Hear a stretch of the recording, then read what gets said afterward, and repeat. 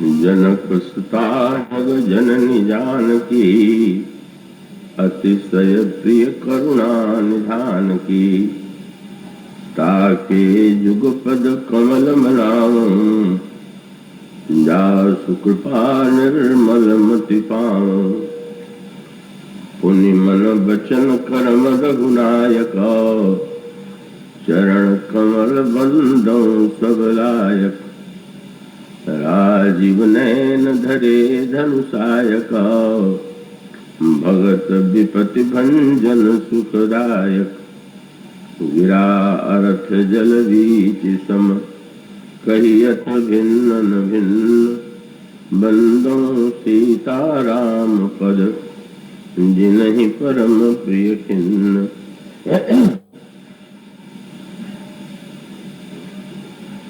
प्रभु श्री रामभद्र और करुणामयी वात्सल्यमयी जगत जननी सीता जी के कृपा से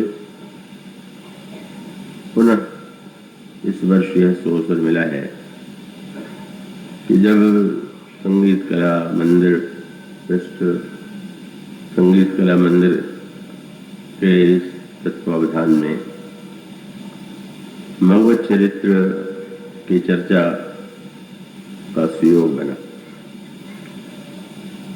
अभी श्री मंत्री जी ने स्मरण दिलाया, यह 35वां वर्ष है। मैंने तो वर्ष गिनना ही बंद कर दिया है, और इस दृष्टि से कि का बार बार दोहराने पर कहीं नजर न लग जाए, ऐसा हम लोगों के यहाँ एक धारणा रहती है।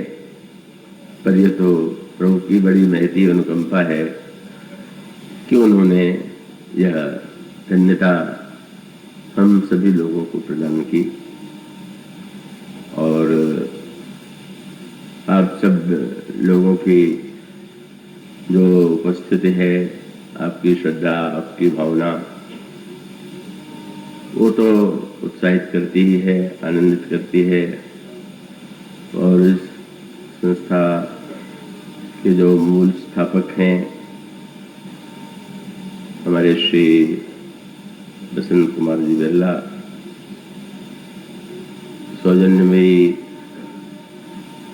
डॉक्टर श्रीमती सरला बिरला, एक विशेषण जुड़ गया है तो बड़ी प्रसन्नता।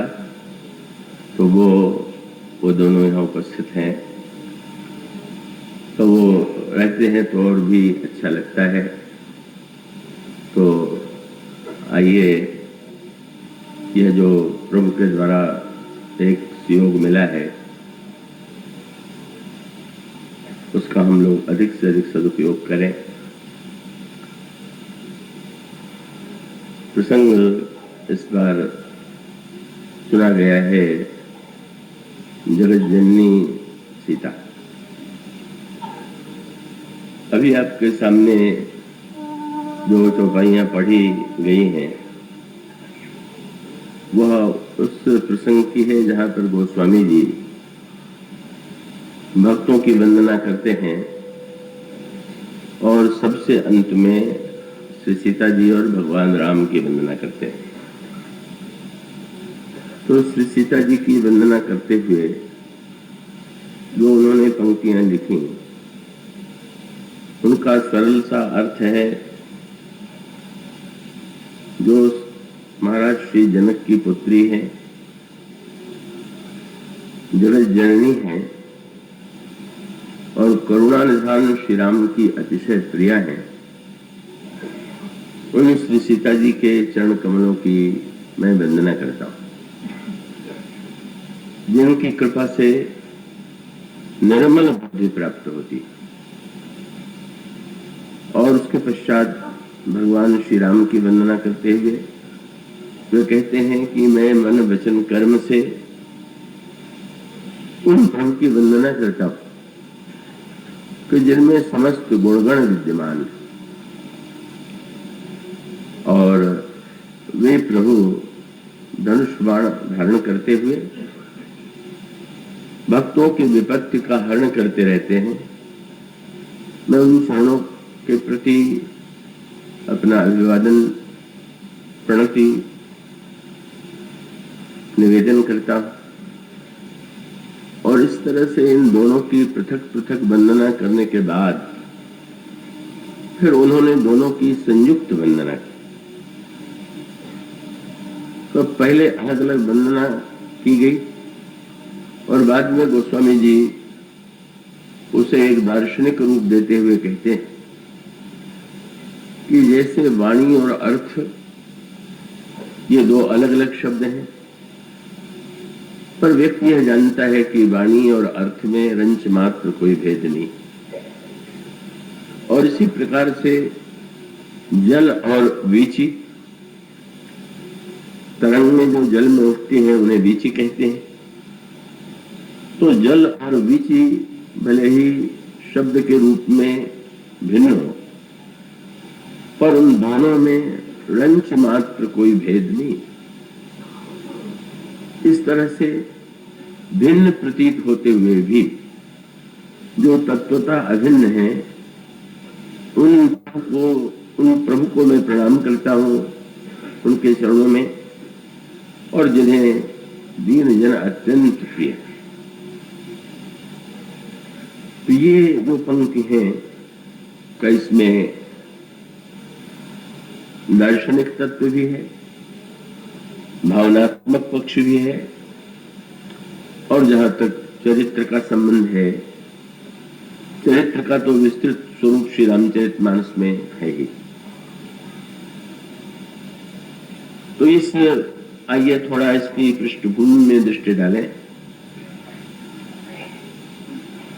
इन दोनों शब्दों में जो प्रारंभ में इस पंक्ति में आपको मिलेंगे, उसमें एक विरोधाभास है, और वो विरोधाभास है, प्रारंभ में कहा गया कि वह महाराज श्री जनक की पुत्री, और उसके साथ तुरंत दूसरा शब्द कह दिया गया जो सारे संसार की सृष्टि की जननी। तो एक और वो महाराज श्री जनक की पुत्री है, और दूसरी ओर वो जगत जननी है। इसमें एक विरोधाभास सा प्रतीत होता है। और उसके साथ साथ इस वंदना में एक क्रम भंग भी। क्रम भंग का तात्पर्य है कि जब ये कहा गया कि महाराज श्री जनक की वे पुत्री हैं, तो उसके बाद जैसे कि क्रम की दृष्टि से जीवन में भी जैसा दिखाई देता है कि जब एक परिचय देंगे तो परिचय देने में कन्या के रूप में, और कन्या विवाहिता हो जाती है तो का जो पति और पत्नी के रूप में उनका परिचय दिया जाता है। और जब पुत्र उत्पन्न हो जाते हैं तो पुत्र की मां कह करके, पुत्र का नाम लेकर के उनकी मां कह करके वंदना की जाती है, परिचय दिया जाता है। गोस्वामी जी ने पार्वती जी की वंदना में इसी क्रम का निर्वाह किया। उन्होंने कहा, जय जय गिरिवर राज किशोरी, आप महाराज हिमांचल की पुत्री हैं। और उसके साथ साथ दूसरा वाक्य यही है, जय महेश मुख चंद्र चकोरी, आप भगवान शंकर के मुख चंद्र की चकोरी हैं। और फिर अगला है, जय गज बदन खड़ानन माता, आप गणेश और स्वामी कार्तिक की माता हैं। तो क्रम तो यही उपयुक्त प्रतीत होता है, पर जब गोस्वामी जी ने वंदना की तो क्रम उलट दिया। उन्होंने कहा, जो महाराज श्री जनक की पुत्री हैं, संसार की जननी है, और जो अतिशय है प्रिया श्री करुणा निधान की, उनकी मैं वंदना करता हूं। तो ये जो एक परिचय के क्रम में परिवर्तन है, और उसके साथ साथ गोस्वामी जी ने जो उसका एक सांकेतिक दार्शनिक तत्व प्रस्तुत किया, आइए उस पृष्ठभूमि पर पहले दृष्टि डाल। अभी मंत्री जी ने जब श्री राम को विशेषणों का वर्णन किया, तो सचमुच भगवान श्री राम कि गुणगुणों के लिए तो जितने भी विशेषण दिए जाए वो थोड़े, और ठीक इसी प्रकार से जगत जननी सीता वे प्रभु से अभिन्न है और उनके लिए भी अनगिनत विशेषणों का प्रयोग किया जा सकता है, किया गया है। किंतु गोस्वामी जी का जब इस प्रसंग को, ये जो पंक्तियां आप अभी आपने वंदना के रूप में सुनी, तो उसके बाद उनका परिचय मिलता है बालकांड में महाराज जनक की पुत्री के रूप में। पर इसके पृष्ठभूमि में एक कथा और है जो आपने पढ़ी होगी। मैं आशा करता हूं कि आप पूरी तरह से एकाग्र रहेंगे। और वो पृष्ठभूमि यह है कि महाराज भानु और उनकी पतिव्रता पत्नी शतरूपा जब महाराज के मनोवृद्ध होते हैं तो उन्हें ऐसा लगता है कि भले ही उन्होंने जीवन में धर्म का पालन किया हो, कर्तव्य कर्म का पालन किया हो, लेकिन अभी जीवन का जो चरम लक्ष्य है वो मैंने नहीं पाया। और तब उनके अंतःकरण में प्रभु के दर्शन की उत्कंठा उत्पन्न होती है। राज्य वे पुत्र को दे देते हैं और शतरूपा जी के साथ वे तपस्या और साधना के लिए नैमिषारण्य जाते हैं। नैमिषारण्य में उन्होंने गोमती नदी में स्नान किया, मुनियों के आश्रमों में रह करके पुराण श्रवण कथा श्रवण किया और उसके पश्चात उन्होंने दीक्षा लेकर के मंत्र जप प्रारंभ किया और उनकी साधना निरंतर अग्रसर होती गई। वो उनकी जो तपस्या थी वो अत्यंत ऐसी कठिन कि जिसको पढ़ करके ही व्यक्ति आतंकित हो जाए। पहले वो अन्न का परित्याग करके कन्न मूल फल लेते हैं, फिर कन्न मूल फल का भी परित्याग करके केवल जल लेते हैं, फिर जल के पश्चात जल को छोड़ करके वायु लेते हैं, फिर वायु का भी परित्याग कर देते हैं। और इस तरह से एक प्रगाढ़तम तपस्या के पश्चात का उनको इस अंतराल में दर्शन देने के लिए ब्रह्मा भी आए, भगवान विष्णु भी आए, भगवान शंकर भी आए, पर उन्होंने नम्रतापूर्वक का उन्हें अस्वीकार कर दिया। वे लौट गए और तब एक ऐसी स्थिति आती है कि जब एक आकाशवाणी उन्हें सुनाई पड़ी, एक स्वर उन्हें सुनाई पड़ा और वह स्वर यह था कि राजन, तुम्हारी क्या इच्छा है, तुम क्या चाहते हो, तुम उसे प्रकट करो। और तुम मनु ने भगवान उस जो स्वर था उससे सुनकर के ये कहा कि मैं उस स्वरूप का दर्शन करना चाहता हूं कि जिसका वर्णन निर्गुण निराकार के रूप में भी किया गया है, सगुण साकार के रूप में भी किया गया है।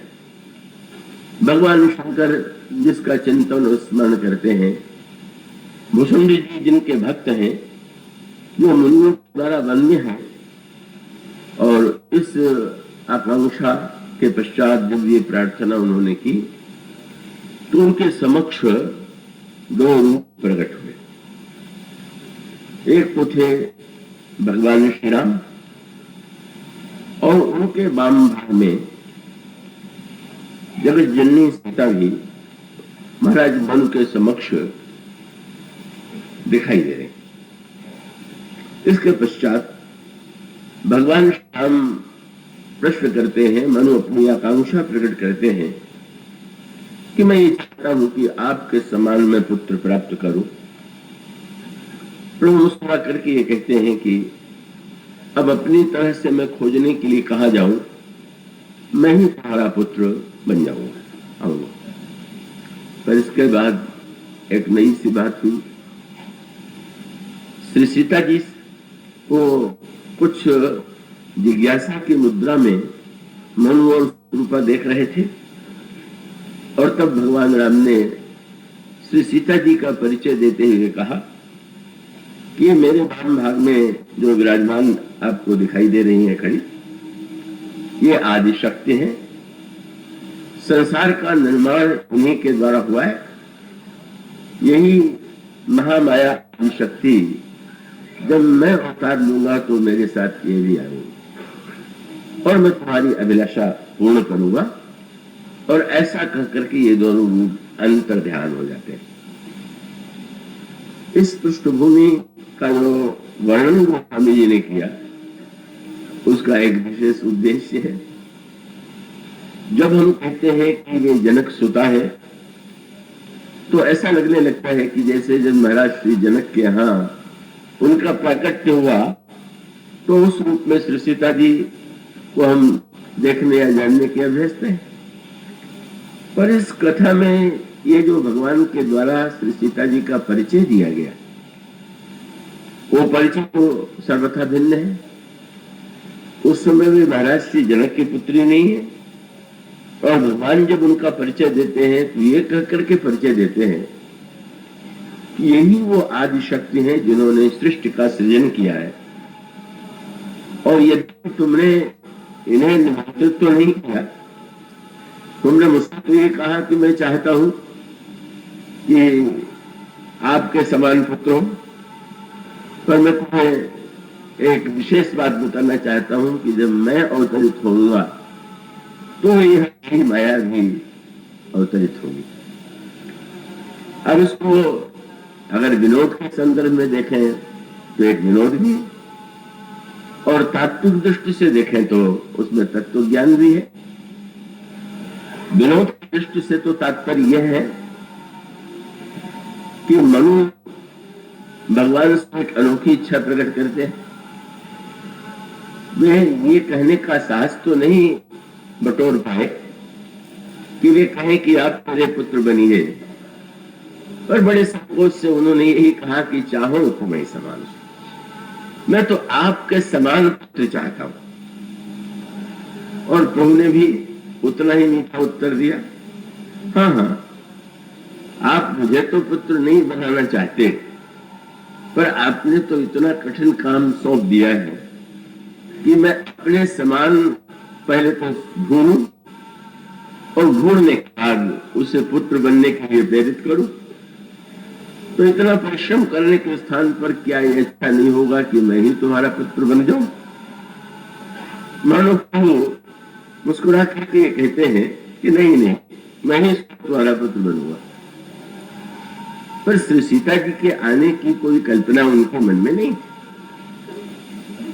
और प्रभु ने बिना निमंत्रण के ही, बिना उनकी प्रार्थना से, सीता जी से तो कोई प्रार्थना मनु ने नहीं की थी, उनसे अवतार लेने के लिए कहा भी नहीं था, पर प्रभु ने कहा कि ये भी आएंगी, ये आदिशक्ति महामाया मेरे साथ अवतरित होगी। तो मानो प्रभु का विनोद ये था कि अब आपके मन में इच्छा उत्पन्न हुई मुझे पुत्र बनाने की, और आपने ये करके मुझसे पुत्र बनने का आग्रह किया कि मैं आपके समान पुत्र चाहता हूं। और उसके बाद आपकी इच्छा पूर्ण करने के बाद मैं जब अवतार लूंगा और कुछ वर्ष व्यतीत होंगे तो आपको मेरे विवाह की चिंता होगी और तब फिर आप सोचने लगेंगे कि मेरे पुत्र के ही समान इसके योग्य कोई वधु मिले। तो वो कठिन काम हम पहले से किए आ रहे हैं, साथ में वधु को भी ले आए हैं। आपको इसके लिए कोई कठिनाई की प्रयत्न नहीं करना होगा और आपकी इच्छा पूर्ण होगी। मैं आऊंगा, मेरे साथ ये भी आएंगी और आपकी अभिलाषा है, इसके द्वारा दोनों की अभिलाषा पूरी होगी। पर इसके पीछे अगर दार्शनिक दृष्टि से विचार करके देखें, उसके प्रारंभ में उस पर दृष्टि डालना आवश्यक है, और वो ये है कि मानव जाति के आदि पुरुष, जिनके लिए कहा जाता है कि सारी सृष्टि का निर्माण जन्म जिनके द्वारा हुआ। रामायण में एक शब्द है, स्वयं मनु अनुस्वत रूपा जिनके भई नर सृष्टि अनूपा, ये हम सब लोगों के लिए जो शब्द है वह है मनुष्य। तो ये मनुष्य का जन्म कैसे हुआ, मानव जाति का जन्म कैसे हुआ? तो पुराण कहते हैं कि महाराज मनु ही वह आदि पुरुष है जिनसे ये इस महान मानव सृष्टि का निर्माण हुआ। लेकिन बड़े महत्व का सूत्र ये है कि संसार ने मनु की वंदना, मनु की पूजा मानव जाति के आदि पुरुष के रूप में की, उनके चरणों में नमन किया। किंतु मनु के अंतःकरण में जब इच्छा उत्पन्न हुई ईश्वर के दर्शन की, तो उसका तात्पर्य क्या है? और उसका तात्पर्य यह है कि योगी संसार में यदि देखें, प्रत्यक्ष तो ये दिखाई देता है कि प्रत्येक व्यक्ति का जन्म माता के गर्भ से होता है, माता और पिता के माध्यम से सृष्टि होती है। पर प्रश्न यह अवश्य है कि क्या माता और पिता ही वस्तुतः उस पुत्र की सृष्टि के कारण है? क्या ये दावा कर सकते हैं कि ये पुत्र जो है उनके माध्यम से ही इसका जन्म हुआ?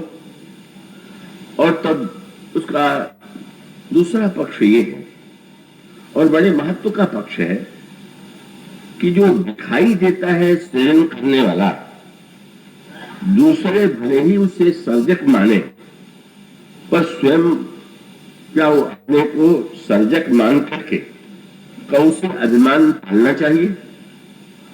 कोई व्यक्ति दावा करे कि मैंने कितने योग्य पुत्र को उत्पन्न किया है, मान लीजिए पुत्र बड़ा योग्य हो, पुत्र में अनेक विशेषता दिखाई दे, और माता पिता ये कहे कि देखो तो मेरा इतना महानतम पुरुषार्थ है कि इतना योग्य पुत्र मैंने उत्पन्न कर दिया। तो वस्तुतः अगर कोई माता पिता सचमुच यह मान ले तो इससे बढ़कर के कोई अज्ञान नहीं होगा, क्योंकि योग्य के साथ साथ इतने अयोग्य भी पुत्र उत्पन्न हो जाते हैं। क्या तब भी कोई माता पिता कह सकता है कि मैंने ही इनको उत्पन्न किया है? योग्य पुत्र के उत्पत्ति के मूल में तो व्यक्ति अपना नाम ले सकता है, पर पुत्र अयोग्य हो जाए तो क्या करेगा? और इसका अर्थ ये है कि दूसरे क्या कहते हैं वो पहले दीजिए, व्यवहार में कहा भी जाना चाहिए। लेकिन एक बड़ा मधुर एक दार्शनिक पक्ष प्रस्तुत किया गोस्वामी जी ने, ये भी कि जब भगवान और शंकर का विवाह हुआ, भगवान शंकर और पार्वती जी का, तो मुनियों ने भगवान शंकर को आदेश दिया कि अब प्रत्येक मंगल कार्य का प्रारंभ तो गणेश जी की पूजा से होता है, तो आप गणेश जी का पूजन कीजिए। अब बड़ी अनोखी बात, गणेश जी पार्वती जी के पुत्र हैं, भगवान शंकर उनके पिता हैं। अभी विवाह हुआ नहीं, और विवाह के मंडप में मुनियों के द्वारा आज्ञा दी गई कि आप गणेश की पूजा कीजिए, और भगवान शंकर ने बड़ी प्रसन्नता से गणेश का पूजन किया, ऐसा गोस्वामी जी ने लिखा। बड़ी अच्छी सी बात है। तो गोस्वामी जी ने वहां पर एक दोहा लिखा, बोले मुनि अनुशासन गणपति हूं पूजे शंभु भवानी। महाराज जी कैसी उलटबासी है, ये कैसी पहेली है। उन्होंने उत्तर दिया, कौन संशय करे जन सुर अनाद ये जाने। इसे पढ़ करके संशय नहीं होना चाहिए, क्योंकि देवता तो अनादि, आदि और अनादि। अगर इन दोनों पहलुओं को कोई व्यक्ति ठीक ठीक समझ ले तो बहुत कुछ का इसका अभिप्राय कि जब भी हम व्यवहार करेंगे तो कहीं न कहीं से आदि को स्वीकार करना होगा। पर ये जो आदि की स्वीकृति है व्यवहार में, अगर इसको कोई परमार्थ सत्य मानने की भूल कर ले तो वो तो अनेक समस्याएं उसके जीवन में आ सकती। और उसका अभिप्राय यही है कि वस्तुतः वो जो आदि की प्रतीति है का उसके मूल में जब व्यक्ति विचार करके देखेगा तो उसको अनादि तत्व का, अनादि सत्य का साक्षात्कार होगा। और उसका मूल तात्पर्य यह है कि गणेश और भगवान शंकर की प्रकृति का एक जो सांकेतिक भेद था वो बड़े महत्व का है। वो एक पृष्ठभूमि है और पुराणों कथा में उसके जो नेत्र संकेत है वो बड़े महत्व के। कहा जाता है कि भगवान शंकर और पार्वती के विवाह के पश्चात गणेश का निर्माण पार्वती जी ने किया और वो अद्भुत रूप में इस तरह से आया कि पार्वती जी स्नान कर रही थी और स्नान करने से उपटन के रूप में एक दिव्य जो आकृति बनी वही गणेश। और गणेश जी से उन्होंने ये कहा, जब चैतन्य गणेश का वहां पर उन्होंने निर्माण कर दिया तो निर्माण करने के पश्चात उस दिव्य मूर्ति ने जो बड़ी तेजोमयी सौंदर्यमयी दिव्य मूर्ति थी तो उन्होंने पार्वती जी को प्रणाम करके उनसे आज्ञा मांगी, मैं क्या करूं? उन्होंने कहा कि पुत्र तुम द्वार पर खड़े रहो और मैं यहां पर हूं, कोई भीतर न आने पावे। गणेश द्वार पर खड़े हो गए और कुछ अद्भुत संयोग में भगवान शंकर बाहर से भीतर प्रविष्ट होने लगे। गणेश ने नहीं पहचानते, उन्होंने, शंकर जी तो स्वभावतः वो तो पूछ करके भीतर जाना चाहिए, इसकी कोई समस्या तो शंकर जी के सामने कभी नहीं थी। जब वे भीतर प्रविष्ट होने लगे तो अचानक इस तेजोमय पुरुष ने, ये जो दिव्य तेजोमय सौंदर्यमय बालक था, उसने कहा कि आप भीतर नहीं जा सकते। क्यों? कहा मां की यही आज्ञा है। और तब भगवान शंकर ने प्रश्न किया, तुम मुझे जानते हो कि मैं कौन? कि नहीं, जानने की कोई आवश्यकता नहीं है, मैं मां के आदेश का पालन करूंगा और आपको भीतर नहीं जाने दूंगा। और तब कथा आती है कि युद्ध होने लगा और अंत में भगवान शंकर ने अपने त्रिशूल से उसका सिर काट दिया और कटने के पश्चात जब ईश्वर सुनाई पड़ा, पार्वती जी भीतर से निकल करके आई और का वो रेखा कटा हुआ उस तेजो में बालक का तो आंसू आए, बड़ी व्याकुल हो गई। और तब भगवान शंकर ने कहा नहीं, आप चिंता न कीजिए, मैं आपके पुत्र को पुनः जीवित करूंगा। समस्या ये है कि आपने जो पुत्र का निर्माण कर दिया, अकेले कर दिया, अब ये जो नया पुत्र होगा उसका सारा शरीर आपका दिया हुआ होगा पर सिर मेरा दिया हुआ होगा। ने भेजा घरों को और एक हाथी का सिर लाया गया। कहो गणेश का जो पहला रूप था वो तो मानव आकृति, देव आकृति थी और वो हाथी का सिर जोड़ दिया गया और इस तरह से गणेश जी के प्रादुर्भाव की कथा पुराणों में आती है। तो आज हम जिन गणेश जी की पूजा करते हैं वो गणेश नहीं है जिनका पार्वती जी ने निर्माण किया था। हम तो उन्हीं गणेश की पूजा करते हैं कि जिनका शिव और पार्वती दोनों के द्वारा निर्माण हुआ, दोनों के द्वारा जिनका सृजन हुआ।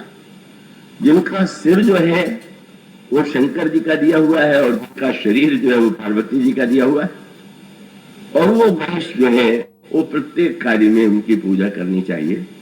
कहा जाता है विघ्नेश्वर है, अगर उनकी पूजा के बिना कोई कार्य किया जाए तो विघ्न आता है।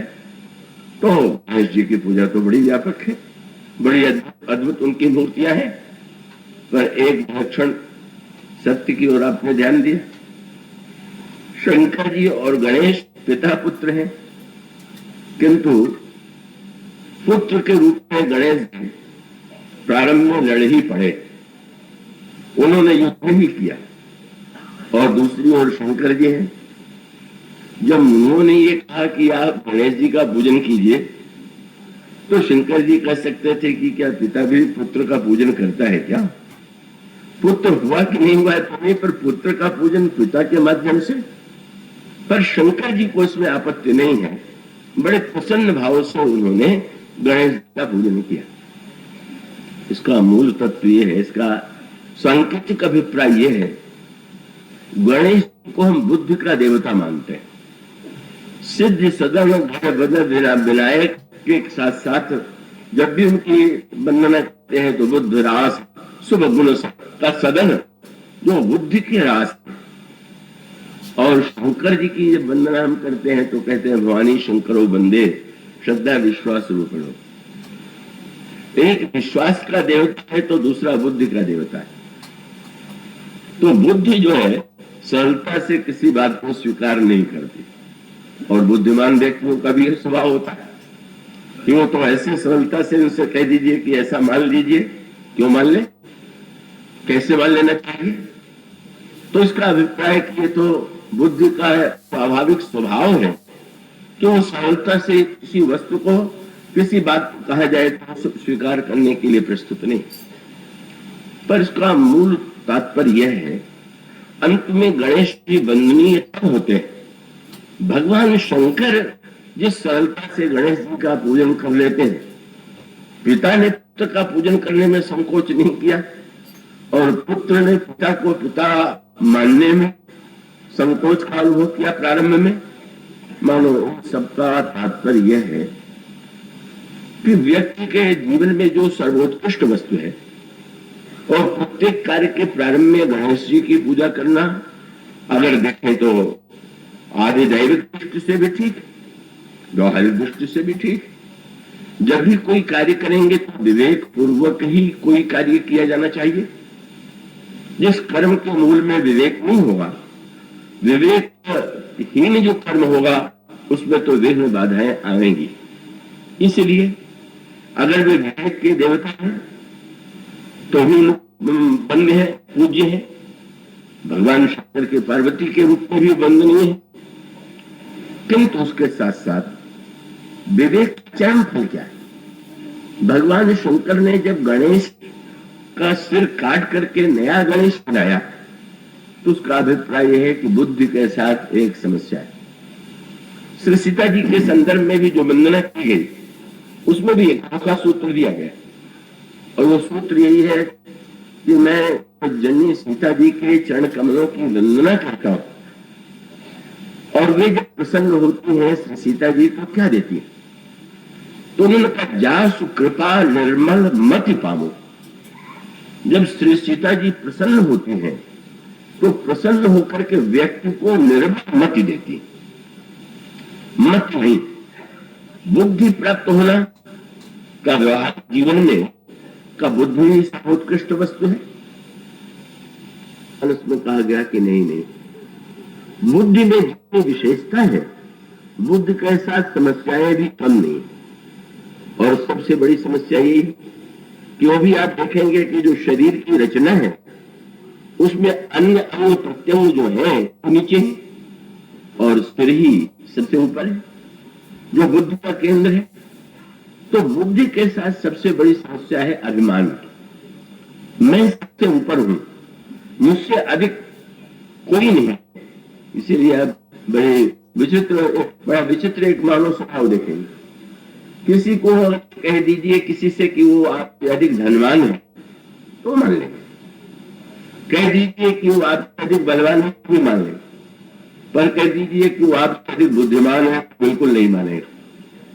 और इसका अभिप्राय कि अन्य वस्तुओं में व्यक्ति को छोटा बनना स्वीकार है, तो बुद्धि के विषय में तो प्रत्येक व्यक्ति को यही लगता है कि बुद्धि तो जब कुछ है वो सब नहीं। और उसका अभिप्राय है कि बुद्धि के साथ अभिमान की समस्या है। और ये बुद्धि जो है, इसीलिए इस बुद्धि को रामचरितमानस में कहा गया इसका शोधन होने की आवश्यकता है। और शोधन माने बोले केवल मत ही नहीं चाहिए, उस मत के साथ एक शब्द और एक अक्षर और जोड़ना चाहिए। और वो कौन सा वो शब्द है?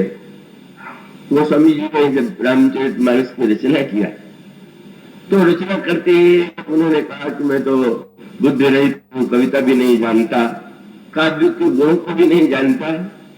तो फिर किसी ने कहा कि फिर आप आज तो आप इतनी बड़ी रचना कर रहे हैं, ये कैसे कर रहे हैं? तो उन्होंने शब्द लिखा, वाक्य लिखा, शंभु प्रसाद सुमत हुलसी और राम मानस कवि तुलसी।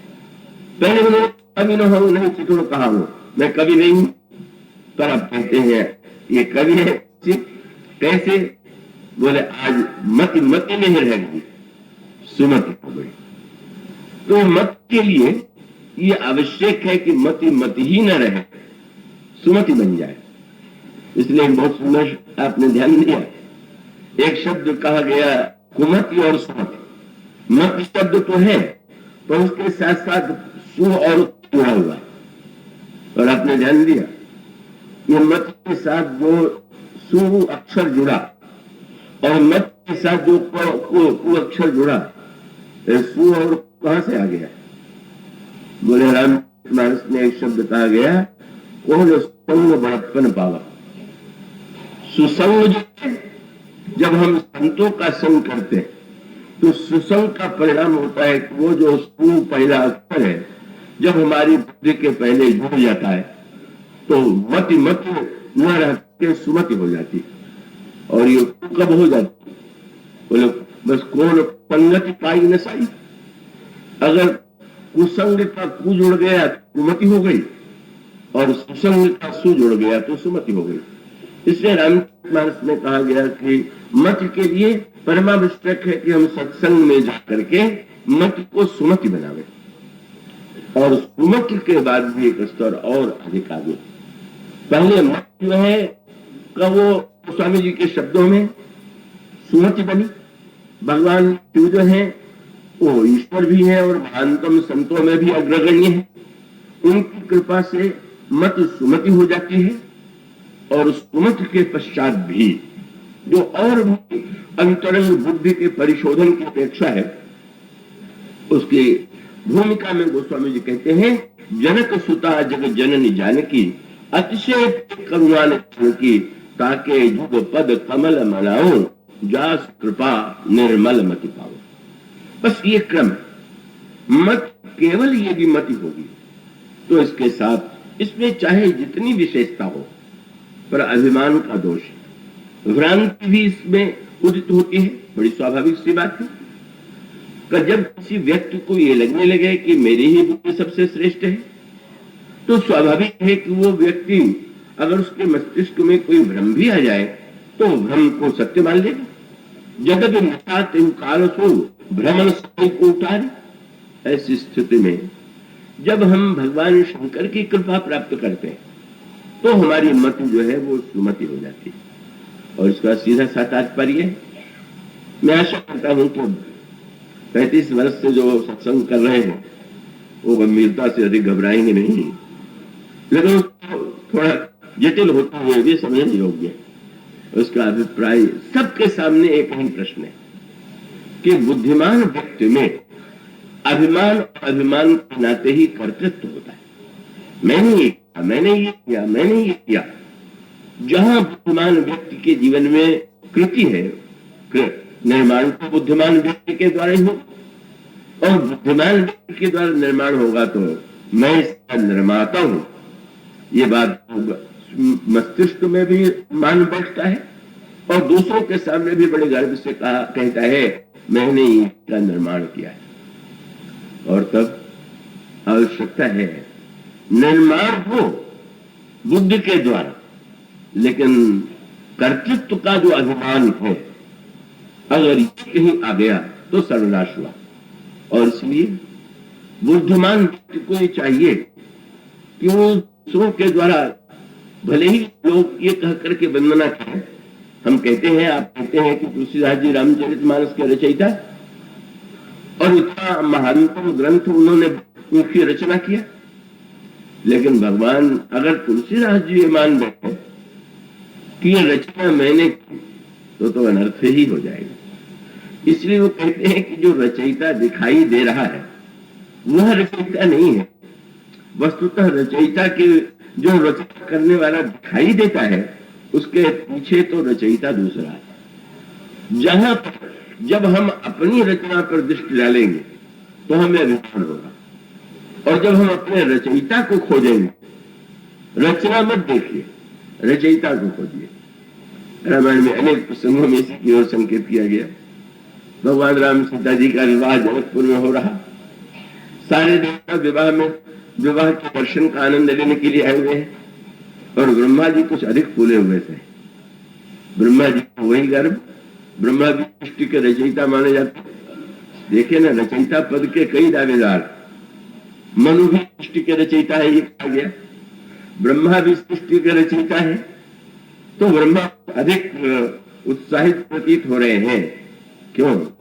उनको लग रहा है कि ये जो कार्य हो रहा है, ये मेरी ही बनाई सृष्टि में तो हो रहा है। इस संसार को मैंने ही तो बनाया है, और संसार का एक भाग है भारत, और भारत का एक नगर है विजयनगर, जनकपुर, मिथिला, और यहाँ विवाह है। जिस समय वे जनकपुर में आते हैं, कुछ चकित होकर के चारों ओर देखने लगे।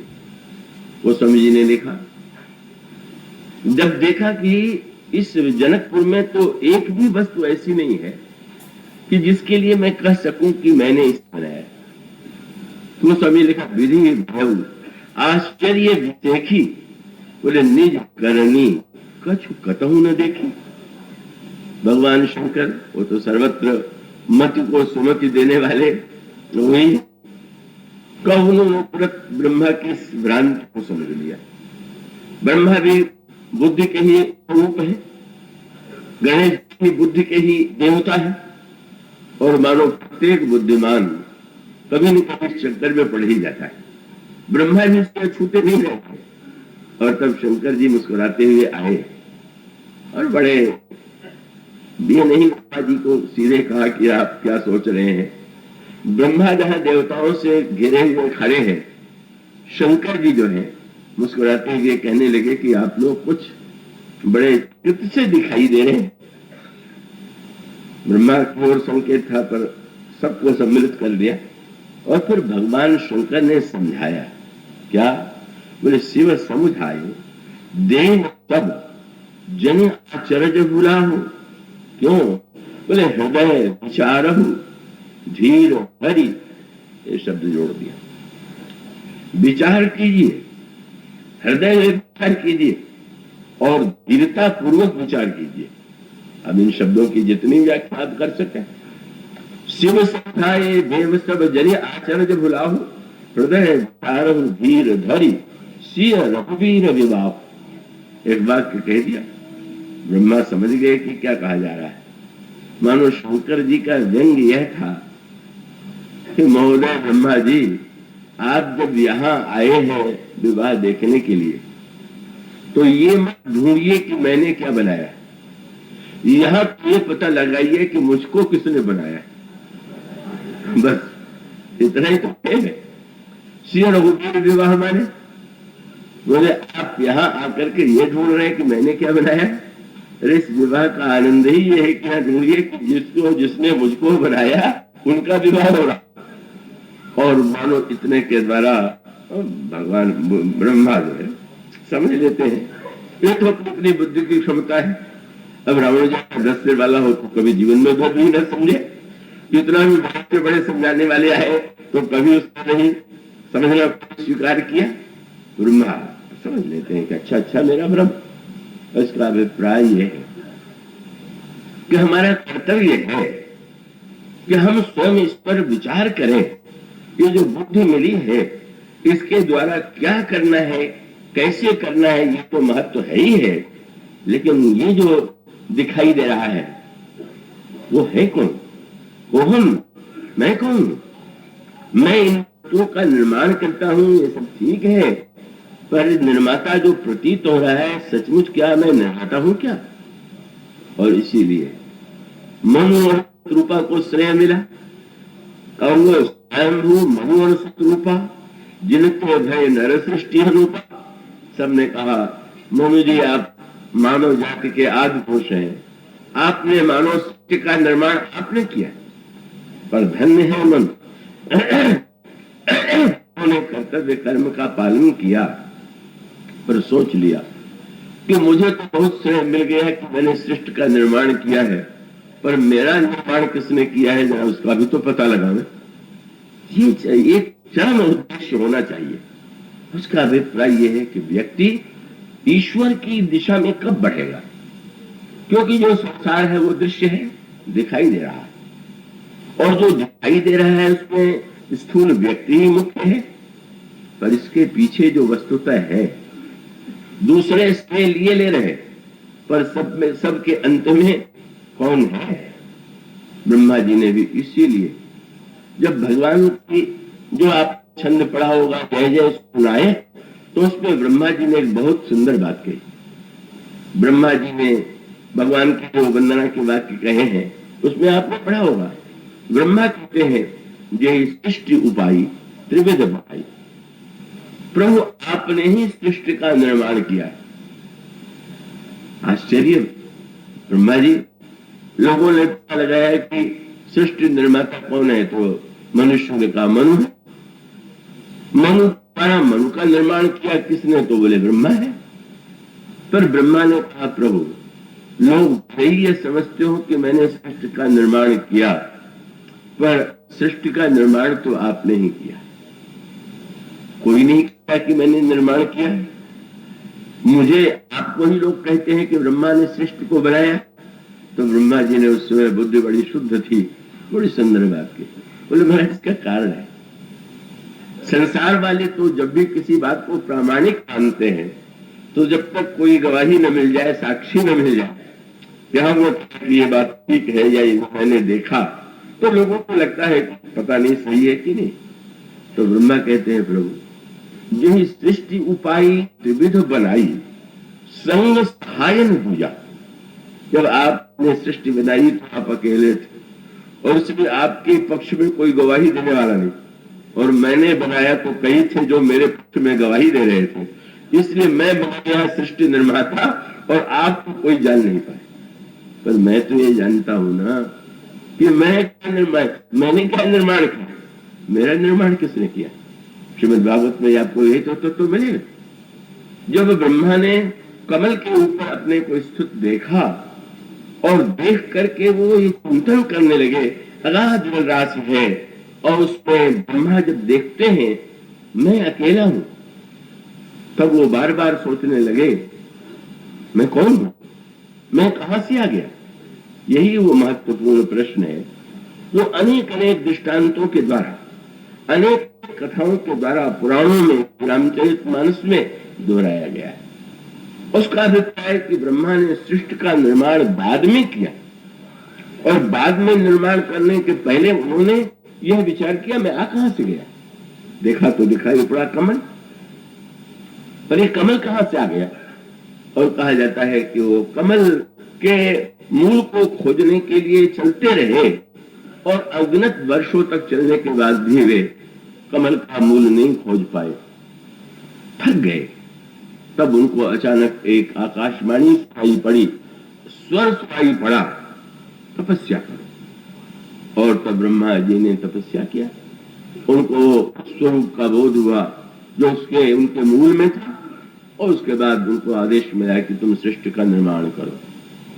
बस सर्वत्र सूत्र यही है कि हम चाहे मनुष्य हैं, चाहे कहीं पर भी कुछ भी हमने भले ही निर्माण किया हो, लेकिन सर्वत्र एक जो संकेत है ना, का वक्ता बोलते समय भगवान का ध्यान करके बोले। क्या अगर भगवान का ध्यान करके ना बोले तो वो नहीं बोल पाएगा क्या। अरे बड़े बड़े ऐसे उद्भट वक्ता है कि भगवान का नाम क्या, भगवान का विरोध भी कर लेते, बड़ा प्रभावशाली भाषण दे लेते, उसमें तो कोई किसी के कोई वंदना करे आंख मूंद करके, इसके तो कोई आवश्यकता नहीं। पर नहीं, इसका अभिप्राय ये है कि सर्वत्र मुख्य प्रश्न यह है कि हम अभिमान से मुक्त तो तभी होंगे जब इस सत्य का अनुभव कर लें कि जो कुछ प्रतीत हो रहा है, जो दिखाई दे रहा है, इस दिखाई देने के पीछे एक न दिखाई देने वाला तत्व है, और वो न दिखाई देने वाला तत्व को जब तक हम समझ नहीं लेंगे, जान नहीं लेंगे, तब तक सृष्टि का साथ वास्तविक रहस्य ज्ञात नहीं होगा, और साथ साथ हमारे जीवन में अभिमान होगा, दोष होंगे, दुर्गुण होंगे। मानो मनु की जो अभिलाषा है, ब्रह्मा जिस सत्य को सृष्टि के संदर्भ में, मनु भी कहते हैं तो तपस्या करने के लिए, और तपस्या करने का भी मूल उद्देश्य था। सब कहते हैं मनु ने सृष्टि बनाई, पर मैं जानता हूं मैंने बनाई, पर मुझे बनाने वाला भी तो कोई होगा। और तब वे उसके अन्वेषण में गए। मानो अब उसको वेदांत की भाषा में कहें तो ये कहा गया कि ये विश्व जो है वो तो दृश्य है और ब्रह्म जो है वो दृष्टा। दृष्टा माने देखने वाला, दृश्य माने जो दिखाई दे रहा है। ठीक है, तो स्वाभाविक रूप से वह दृष्टा सबको देख रहा है और उसे कोई नहीं देख रहा है। महर्षि वाल्मीकि जब वंदना करते हैं तो कहते हैं जग पेखन तुम देखन हारे। ये सृष्टि दृश्य है और आप दृष्टा है। जग पेखन तुम देखन हारे, विधि हरि शंभु न चामनि मारे। तेऊ नहीं मरम तुम्हारा, तो तुम्हें को जान निहारा। आप अदृश्य रह करके सबको देख रहे हैं, पर आपको कोई देख नहीं रहा है। आपका मर्म कोई जानने वाला नहीं है। इस सारे दुष्ट प्रपंच के पीछे बस ज्ञानियों ने इसको दूसरी पद्धति से कहा और भक्तों ने दूसरी पद्धति से। ज्ञानियों ने जब तक हम दृश्य के भाग बने रहेंगे तब तक हम जीवन में अशांत भी रहेंगे, दुखी भी रहेंगे, समस्याओं से ग्रस्त भी रहेंगे। इसीलिए जब हम दृश्य के स्थान पर दृष्टा के रूप में अपने आप को ब्रह्म से अभिन्न के रूप में अनुभव कर ले। अभी श्रीकांत जी भी कुछ ऐसा वाक्य कह रहे थे वेदांत की मान्यता के संबंध में, पर उसका अभिप्राय ये है कि वो वेदांत ही मानता है कि सारा झगड़ा तो इसी बात को लेकर के है कि हम दृश्य के भाग बन गए, और जो दृश्य में है उसका अपना राग होता है, उसका अपना द्वेष होता है, उसकी अपनी मान्यताएं होती हैं, और जो दृष्टा है उसकी ओर से उदासीन है, जिसको कहा गया रामायण में या गीता में भगवान के समोहम सर्वभूतेषु न मैं दृश्योस्ते न प्रिय। भगवान कहते हैं मैं सम हूं, मेरा कोई न प्रिय है और न कोई अप्रिय है। यही मानो दृष्टा का शब्द में दृष्टा की दृष्टि, और रामायण में भी यही है। ये जो यद्यपि सम नहीं राग न रोसु और गहई न पाप पुण्य गुण दोष। ज्ञानी कहते हैं कि अगर हम भी दृष्टा बन जाए, उससे अभिन्न हो जाए, तो जैसे वो दृष्टा, सचमुच आप कल्पना कीजिए एक परिवार में एक लड़का अगर बुरा हो जाए तो माता पिता को नींद नहीं आती, और इस विशाल सृष्टि में जितने बेटे हैं जैसे जैसे काम करते हैं ईश्वर को नींद आ पाती होगी क्या? एक बढ़ करके विचित्र विचित्र उनकी क्या बात कही जाए। ईश्वर कैसे सुखी रह पाता होगा, कैसे आनंदित रह पाता होगा इन प्रकार इन व्यक्तियों के जो इनके कार्य है अर्थ अनर्थ इसको देख करके। बोले भाई वो तो उदासीन हो गया, अपने स्वस्वरूप में स्थित हो गया, उसको गहन पुण्य गुण दोष वो उससे मुक्त है। वेदांत का बस का सरल उपाय यही है, हम भी दृश्य से दृष्टा बन जाए, अभिन्नता का अनुभव कर ले, हम भी उसी आनंद का अनुभव कर देंगे। भक्तों ने जरा इसको उलट दिया। भक्तों ने कहा दृष्टा बनना और दृष्टा बन करके अभिन्नता का बोध तो बड़ा कठिन है। सगुण साकार अवतारवाद का अर्थ क्या है कि भक्तों ने भगवान से कहा कि महाराज आप अभी तक तो दृष्टा रहे और तो दृश्य रहे, तो ऐसा कृपा कीजिए कि आप दृश्य बन जाए और हम दृष्टा बन जाए। अवतारवाद में क्या अर्थ हुआ? भगवान जब आवेंगे तो मानो भगवान दृश्य बन गए, अब दिखाई देंगे। आज से जब भक्त कहता है, बस मनु भी नहीं कहते, आकाशवाणी में इसका अर्थ क्या हुआ? रूप पहले नहीं आए, ब्रह्मा आए तो रूप पहले आए, भगवान आए तो रूप पहले आए, शंकर जी आए तो रूप पहले आए, और रूप ने पूछा कि क्या चाहते हो, पर उन्होंने नहीं मांगा। पर जब वो अंतिम दर्शन हुआ तो पहले रूप नहीं आया, पहले शब्द आया। मांग वर भंग नभवाणी परम गंभीर कृपा मृत सानी। मृतक जियाव हीरा सुहाई श्रवण रत्न हुई उर जब आई। तो हिष्ट पुष्ट तनु भये आए मानव अभय भवन ते आए। और तब बोले करि दंडवत प्रीति हृदय समात। सुन सेवक सुर तरु सुरधेनु विधि हरिहर वंदित पदरेनु। उसके साथ साथ कहा जो स्वरूप बस स्यो मन माही यही कारण मुनि जतन कराही। जो पुण्य मन मानस हंसा सगुण अगुण जही निगम प्रशंसा।